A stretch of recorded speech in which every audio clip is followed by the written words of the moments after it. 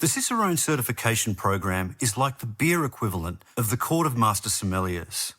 In early 2022, Shane McNamara became the first Australian to reach the pinnacle of the program, Master Cicerone, joining a group of only 19 other individuals worldwide who have this title. There's 4 levels for those that don't know in the Cicerone. There's Certified Beer Server, Certified Cicerone, Advanced Cicerone, and Master Cicerone.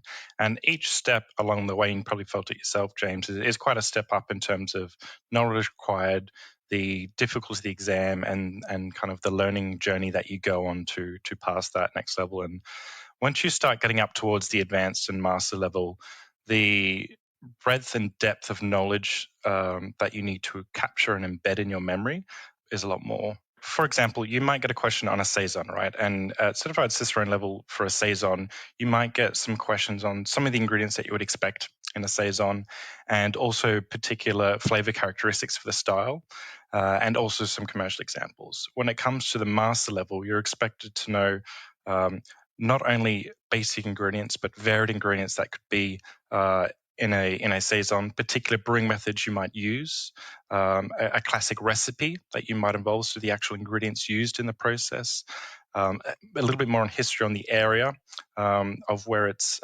produced in Belgian Wallonia region, and then 5 different commercial examples from 3 countries. So your breadth and depth of that Saison, while it might be in the same question in the certified level as the master one, your required knowledge is a lot deeper there. The other people that have managed to gain Master Cicerone, are they mostly all brewers like yourself? There's a range at the moment. I think a couple of the are brewers and quite a few are industry consultants as well. But don't get me wrong, having a brewing background certainly helped myself in this exam, because one portion of the exam, of course, is brewing processes. It's not a brewing exam, but having that fundamental understanding of ingredients, what they mean to the process, the brewing process, and the flavor compounds that can arise during all those steps and from the ingredients certainly gave me a leg up in a lot of portions of the exam, where I could then focus on, let's say, beer styles, beer and food pairings, and the draft dispense system. So it took a little bit of weight off my shoulders having that background and knowledge there. What did you find to be the most challenging parts of the syllabus?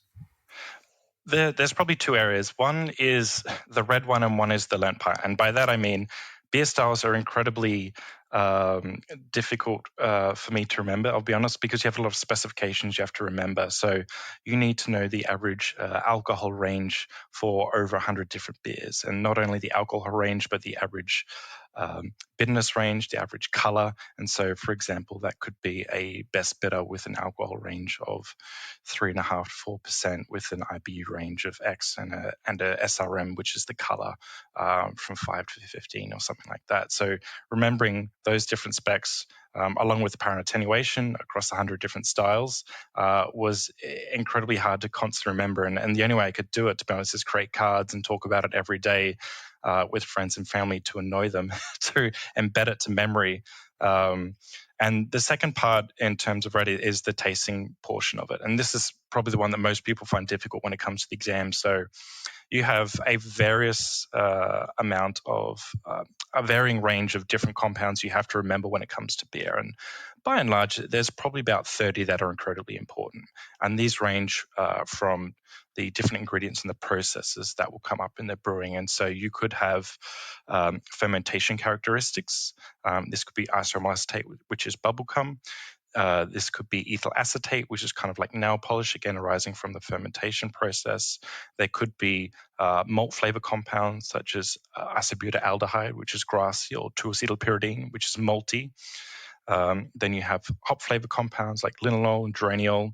And these are all faults, essentially. It depends what beer style, I suppose, whether they're faults or not. 100% correct. And this is a real learning curve, I think, for a lot of people, but even when you're going on the Cicerone journey, but the wider beer journey. What's a fault? What's the definition of a fault? And by and large, you end up coming to the quite right conclusion that it is something that's unintended. And I think we mentioned earlier offline in that I went to the Czech Republic last weekend, and this is a country with a classic beer example of is it a feature or fault? When you think of Czech Pilsners, they are full of diacetyl. For most other beer styles, it is a complete off flavor, and you don't want movie popcorn kind of butterscotch flavor in your nice clean lager. But in the Czech Republic, they certainly do. And so while it's an off flavor in an American light lager, when you have a Czech Pilsner, absolutely appropriate and fit to style. And so when you think of style, think of these flavors, there are a couple that are notoriously not desirable, and that could be something like isovaleric acid, which is like sweaty socks and Parmesan cheese kind of style. And I don't know too many people who like that flavor, and I can't honestly think of a beer style where it's incredibly appropriate. But most of them, I come a bit more of an ethereal approach in that does the brewer intend it or not, rather than being strict on off flavors. And the nomenclature around us actually changed. We try not to use off flavors so much as flavor standards, just to open it up, because otherwise people and the other classic example I find in the industry use is when people talk about POF plus yeast. And this is phenolic off-flavor positive yeast. And this could be generally your Weizen yeast. So if you're making a Hefeweizen, you want some nice flavors of bananas and cloves. Bananas being isomalacetate, as I mentioned before, kind of bubblegum. Cloves coming from the phenolic flavors that are produced from the yeast there as well. And so why call it POF? Why is it phenolic off-flavor? It's a intended flavor for those beers. So changing the words and the language we use creates a little bit more, while incredibly nuanced, it creates a little bit more of a wider open and appreciation for the beer styles that are out there. Because a lot of the literature that was created, let's say over the last 40 years from 1970s up until probably around the mid 2010, was really driven by larger brewers and by industry, and that's focused around lager. So I'm sure why a lot of lager brewers thought of those yeasts as a phenolic off flavor, which was undesirable when it came to the yeast there. And so now that the research is a little bit more broad, there's more understanding that are a wider variety of styles, and the research behind that is taking a little bit more of an open approach to it. What about beer and food matching? Is that something that you had to really work at as well? Yes, this is as much as I kind of joke as like on the beer portion, you need to drink as much beer as possible, which is kind of true. You need to you can't talk about a beer if you haven't tried it, right? And the same comes to mind when you have food, right? So I had to expand my knowledge and appreciation of a wide variety of cuisines. So, for example, English people love fish and chips and putting some vinegar on it.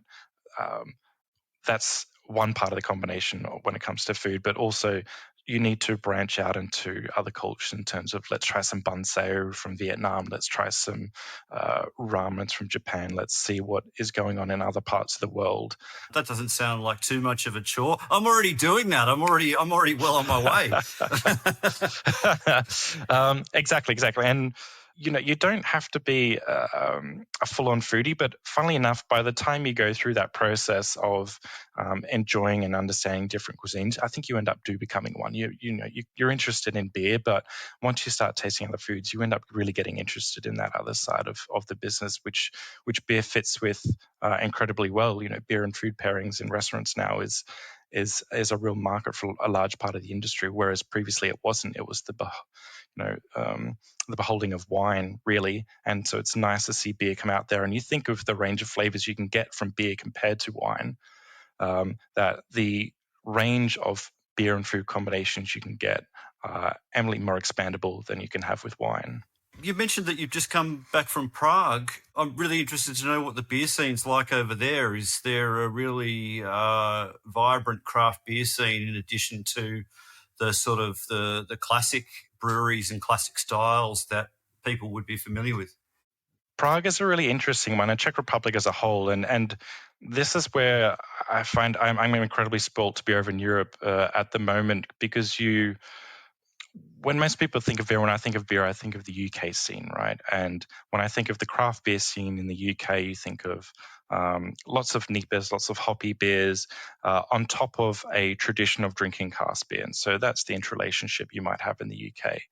You have other very strong traditional beer nations in Europe, being Germany, Belgium and Czech Republic being one as well. And so what I love is going over to a country like the Czech Republic and Prague in particular, where you have a very strong beer culture and particular styles of beer, and that's embedded. And so how does the craft beer scene sit in a country with a drinking culture like that? And Germany can be similar as well. You have very strong regional styles, very strong tradition of good quality beer.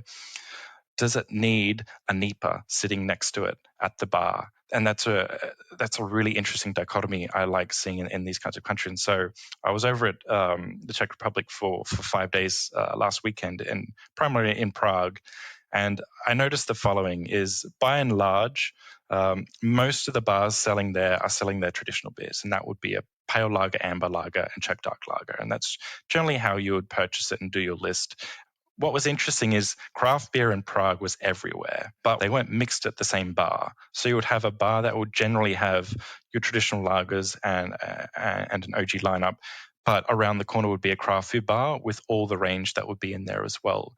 What you would see in the UK generally is you would go to a pub and you would have your range of traditional beers, which could be, let's say, Bass, Carling in the UK, but that will be next to a Beavertown and a Camden Town, and it could be next to a more local one like 5 Points. And so you've got the full range. That's on the keg line, and then the cask line, you could have a beer like Carvy's and things like that. So you'll have in the one pub a wide range from traditional beers, whether that be on keg and cask, to new craft breweries. In the Czech Republic and Prague in particular, I didn't really see that. So I thought that was interesting. So if I want to get a craft beer, I would go to a craft pub. And at those craft pubs, I thought the range of beers was really interesting and exciting as well, because their tap lists aren't yet dominated by hazy boys on there. So all the juicy hazy beers have not taken over the tap list there. So there's quite a wide variety of styles on there, and some I hadn't even had before. There was one brewery that made a grape ale, which is interesting. Italian grape ale is an up-and-coming style that's now recognized in the BJCP there, and also a Philadelphia sour, which I hadn't had before. And I was like, what on earth is Philadelphia sour? And so I did a little bit of reading on it. I know, with you're aware, it's a particular yeast strain that Lallemand sell and produce, and it simultaneously produces ethanol and lactic acid. So in one neat little fermentation, you can get a nice light tart sour beer, which I thought was kind of nice. Yes, there was some amazing NEPAs, and there was a black NEPA I tried. So they're going quite experimental, but the range of craft beer that were made by Czech brewers and available in the Czech bars was quite wide. If I compare that to going to a craft pub in particular in London, or even a craft brewery, without a doubt, 6 of the 10 lines are hop-forward, juicy, hazy IPAs, which is fine because I love those beers, but I love diversity and range in beer styles as well. But were those craft beers in Czech Republic, were they locally brewed or imports? Locally brewed. So, and actually that's another note. I did find a lot of the bars that I went to that were craft focused were just Czech brewers, which was really interesting. If you go to a fair amount of the bars in the UK that are craft focused, I guess because craft is widely available at a lot of other bars, they might get more imports. They'll get more beers from other parts of the world as well. Although I do notice that within the UK, there is definitely now a focus on UK craft brewers as well, whereas you might be getting a lot of imports from other parts of the world. The quality and range of beers you can get in the UK satisfies the market there. So, Shane, are you thinking that you're going to stay over in London for the foreseeable, or do you have designs to return to Australia, where obviously you'd be the only Master Cicerone that we have in the country? I know. That's a smart business move, James. I should have a captured market. Yeah, exactly. And it's the thing is, it's bloody hard for anyone else to get it here because you've got to get to Chicago, and that's quite an undertaking in itself, isn't it? That's absolutely right. You fly up to Chicago. They only host it at the Cicerone organization offices there, and it's a 2-day exam that's held over there. So it's not only a journey for the 2 days that you're there, but it's a journey just to get there. To be honest, to fly over to Chicago. But who knows what the future holds yet? We'll see. Did you have to sit that exam more than once? I did. It took me a couple of goes to get it. There's very few people I think there's 2 people that are currently Master Cicerones that took it and passed it on their first go. It's a real reality check, to be honest, for a lot of people in the industry, because if you think of the kind of people that are passing it, and some of the backgrounds, and even myself, as I'd spent, the last 8 years in the brewing industry, last 8 years studying and traveling about beer. I have a master's in brewing science, and it still took me a couple of goes just to pass this damn exam. So it's incredibly difficult. And I think that's all credit to the organization to create a clear syllabus and a pathway to an exam that is incredibly hard to pass, but well recognized and well earned when you do manage to climb the mountain. And what about the advanced exam? Did that take more than one attempt as well? No, that was a one-go shot for me, which was very nice for that one. Yes, I passed that in 2018, I believe. And so, but again, that was the advance is quite a step up from the certified level as well. The depth of knowledge and the requirements that you have for that exam go a little bit more, because once you at the certified level, it is paper-based exam with written questions and a tasting portion. Once you go to the advanced and the master's level, you start having interviews, and so it gets a little bit more practical. It's not only can you talk the talk, but can you walk the walk? And so you'll have, let's say, Ray Daniels sit down in front of you, and we'll put a beer in front of you and say, talk to me about Brettanomyces in beer. And he's not an intimidating guy at all, is he? Not at all. He's the most stone cold faced interviewer I've ever seen. Won't raise an eyebrow, will gently nod as you're talking. And so it can be incredibly off putting, because you're going on this ramble and you don't know if you're going in the right direction. They will kindly steer you back on if you're going off on the wrong tangent. But it certainly feels like you're talking to a wall when talking to Ray in that exam. And from the actual exam itself, were there any other aspects of it that were particularly tough in terms of just kind of mental composure is a big thing with an exam like that, isn't it?